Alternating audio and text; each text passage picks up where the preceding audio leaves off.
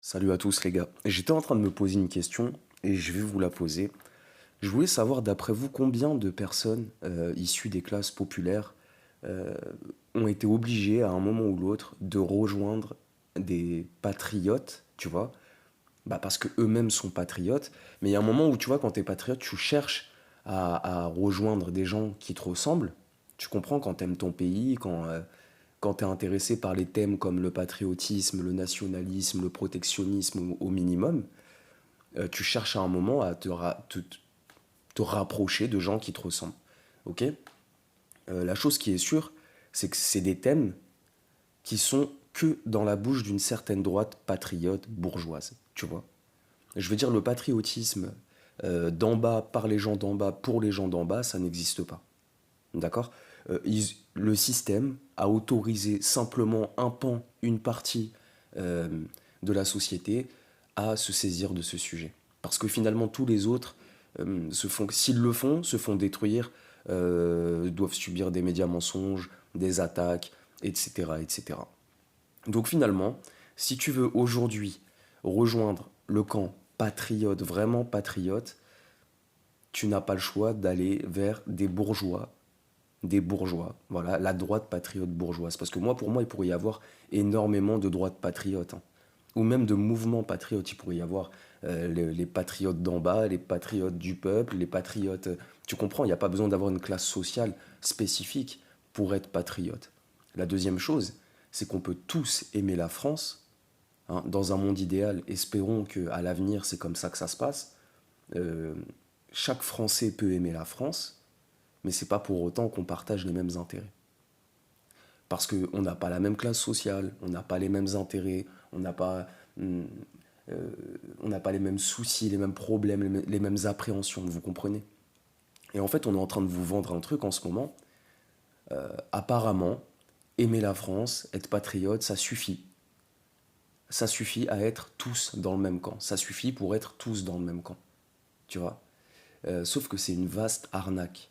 C'est une vaste arnaque. Ok.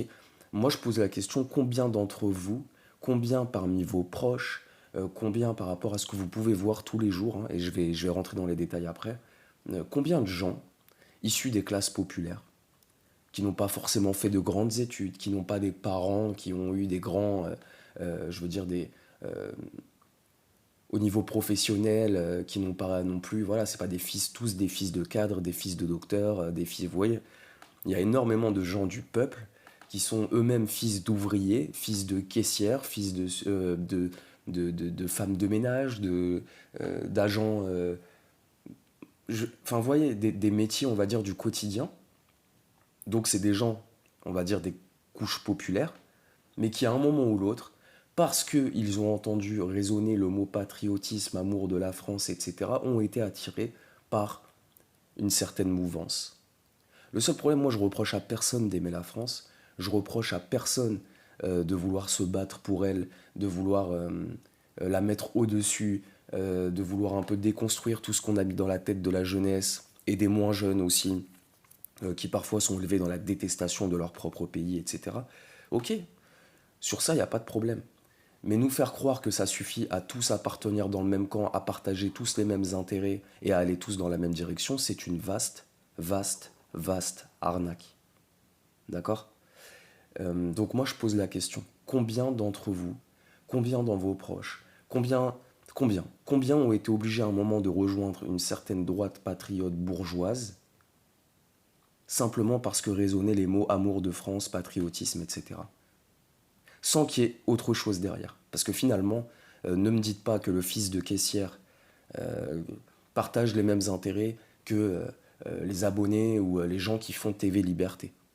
Ne me dites pas que le fils d'ouvrier du bâtiment, qui aime son pays et qui subit d'ailleurs les nuisances, tellement de nuisances qui ont fait qu'il arrive justement vers ces chaînes patriotes bourgeoises, ne me dites pas qu'il partage les mêmes intérêts que la famille Le Pen. Allez, tiens, sans parler du père, on va parler des filles et des autres générations.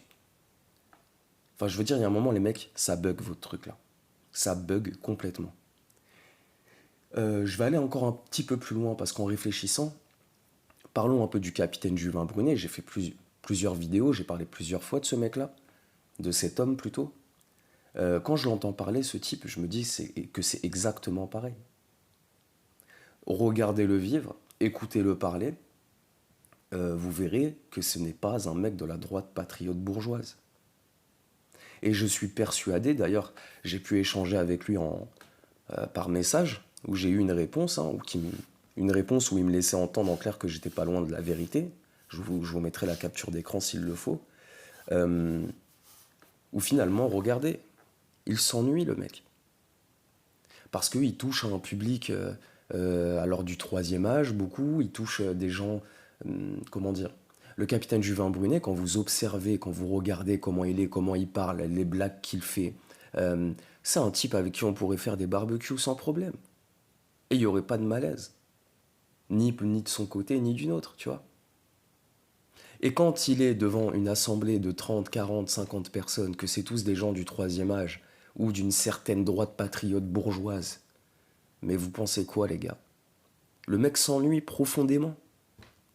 Moi je ressens quand je vois le capitaine Juvin Brunet qu'il n'est pas totalement à sa place.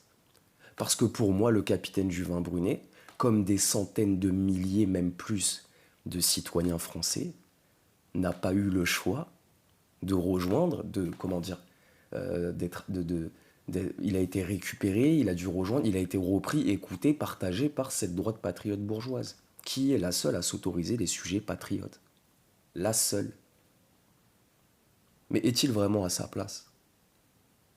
Est-ce que vous pensez que le capitaine Juvin, vous voyez, quand il a parlé, il y a eu un petit clash avec Emmanuel Gave, vous voyez, à la fin de sa vidéo, il parle de ça. Il parle, est-ce que vous êtes il demande à Emmanuel Gave si elle est du côté du peuple ou du côté des élites.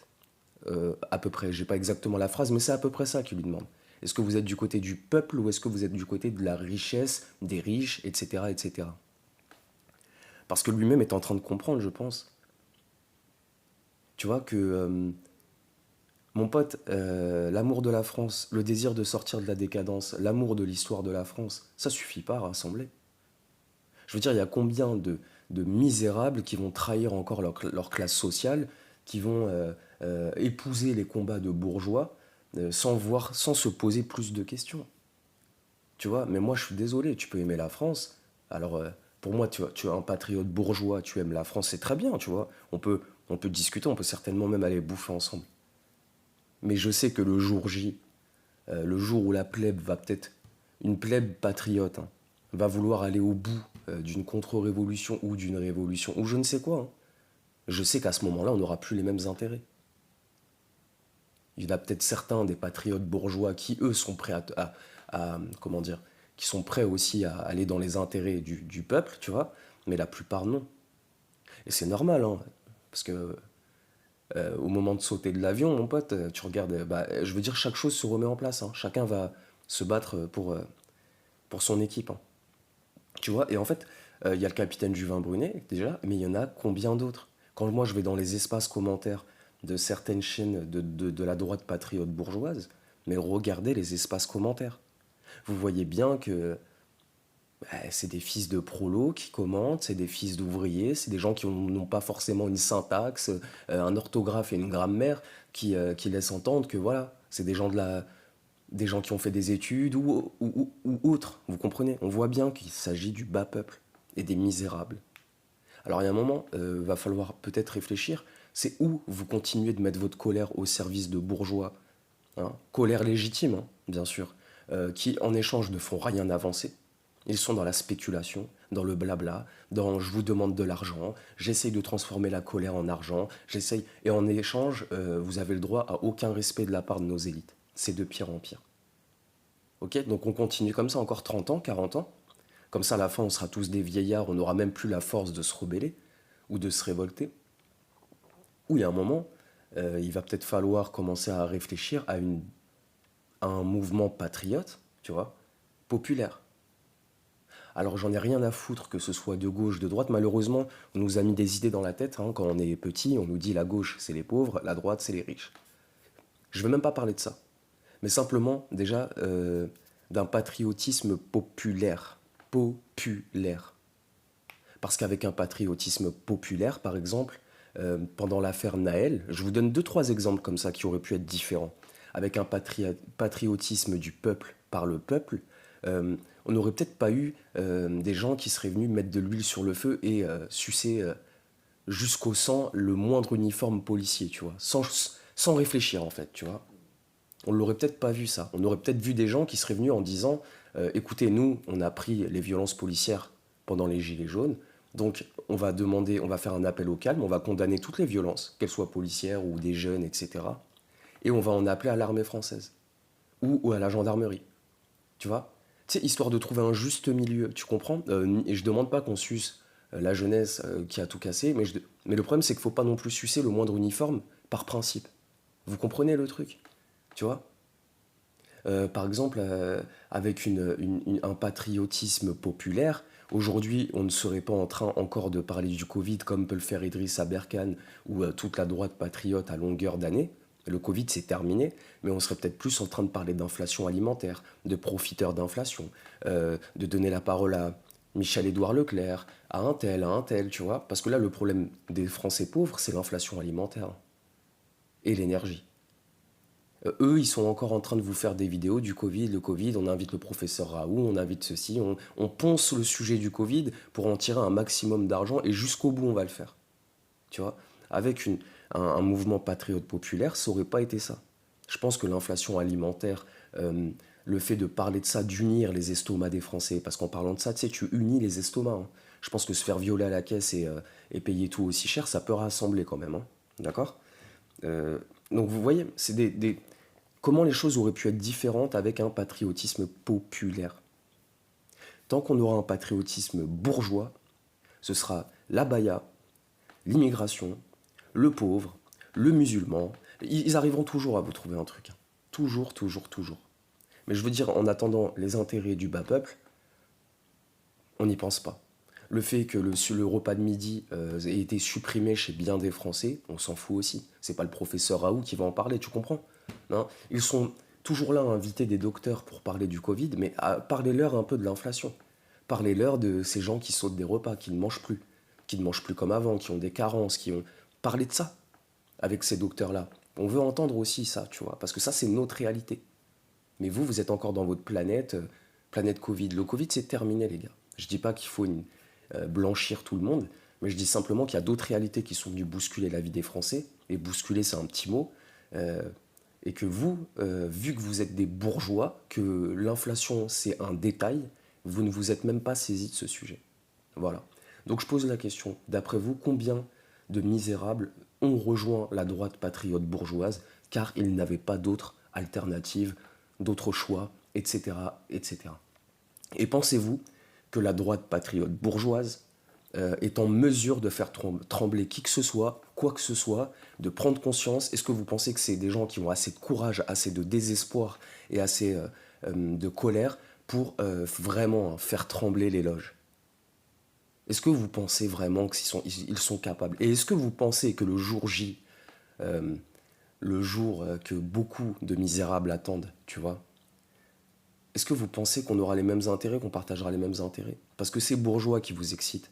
Enfin, on a la bourgeoisie patriote qui excite les enfants rois, tu vois. Si tu regardes, hein, les mouvements patriotes, c'est tenu par des bourgeois. Et puis après, t'en as d'autres, hein. T'as toute la mouvance que j'appelle moi les droits tardés. Alors eux, c'est les fils et filles issus de la politique de l'enfant roi qui sont réceptifs justement à ces messages de bourgeois, bah, qui restent entre eux. Parce que finalement, même, voilà, euh, le petit droit tardé, fils des classes moyennes ou fils de bourgeois qui, lui, est là dans sa chambre à spéculer, à avoir peur, à ne pas savoir s'imposer dans la rue, à avoir la virilité d'une huître. Enfin, tu vois, je veux dire qu'ils restent entre eux, que le bourgeois parle à ce genre de jeunes-là, c'est pas un problème, tu vois. Mais moi, quand je vois des misérables euh, qui finalement rejoignent ces gens-là alors qu'ils n'ont aucun, je veux dire, ils ont rien en commun avec eux si ce n'est l'amour de la France, mais ça c'est un truc que tout le monde devrait avoir dans un monde normal, hein. Mais c'est ridicule. C'est ridicule et en plus, vous, à la fin, demandez-vous si vous n'êtes pas en train de trahir vos parents, trahir vos grands-parents, trahir l'endroit d'où vous venez, les gens avec qui vous avez grandi, vous comprenez? Ok. Je pose la question. Et je me dis vraiment qu'un jour, quand le patriotisme, tous ces sujets-là ne seront plus uniquement dans la bouche de bourgeois, là on pourra avancer. Mais moi je vais vous dire un truc, hein. Ce sera pas un flic une balle, parce que je suis pas un gauchiste, mais ce sera pas non plus un flic une pipe. Hein? C'est pas possible en fait ce que vous nous proposez. C'est pas possible. Et à un moment, il va falloir qu'on parle de la France du quotidien, la France d'en bas, et des mouvements patriotes populaires. C'est ça qu'il faut créer. Alors je sais pas que ça viendra d'où, je sais pas quand ça viendra, comment ça viendra, mais c'est la seule solution. Et vous verrez que le jour où on a un mouvement patriote populaire, hein, populaire j'ai bien dit, hein, euh, et pas bourgeois, pas uniquement bourgeois dans les mains de la bourgeoisie pour les bourgeois, vous verrez que ce sera la fin de la récréation pour tous ces vieux croutons qui ont ramassé assez d'argent d'ailleurs ces dernières années sur nos malheurs. Le jour où on a quelqu'un issu du peuple qui défendra les idées protectionnistes, mais au minimum patriotiques, je veux dire des trucs basiques hein, en fait, hein, qui se saisira de sujets comme l'immigration, et je parle pas de Monsieur Roussel, communiste et tout, non, non, non. Je vous parle même pas de la gauche qui existe aujourd'hui, je vois personne qui serait capable d'incarner cela. Mais voilà, réfléchissez à ça. Vous n'êtes pas obligé de donner votre cul à des bourgeois en fait. Vous pouvez très bien créer, être patriote, aimer votre pays, mais en même temps défendre aussi votre classe sociale. Hein?